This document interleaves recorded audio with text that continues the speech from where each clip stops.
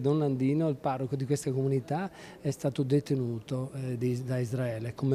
La dicitura, esattamente la condanna è che sono un pericolo per la sicurezza dello Stato di Israele. Quindi voi state intervistando un pericoloso terrorista. Associazioni, gente comune, amici, parrocchiani e simpatizzanti dei centri sociali si sono ritrovati a Marghera per partecipare alla conferenza stampa convocata da Pax Christi Italia con Don Landino Capovilla dopo essere stato espulso da Israele. Io sono stato detenuto, ma ci sono 15.000 detenuti palestinesi. Tutti insieme per dimostrare una grande solidarietà nei confronti di Don Landino e il popolo di Gaza. Alla riunione sono intervenuti Don Renato Sacco, consigliere nazionale di Pax Christi, e Elisabetta Tusset, coordinatrice della campagna Ponti non muri. Continueremo a lottare e a difendere i diritti del popolo palestinese contro quello che è un governo non democratico, perché il governo di Netanyahu è un governo che persevera nei crimini di guerra. La Tusset, autrice con Don Landino del libro Sotto il cielo di Gaza, ha ribadito il suo impegno a dare voce a chi non ha voce. Cercando però sempre di stare lontani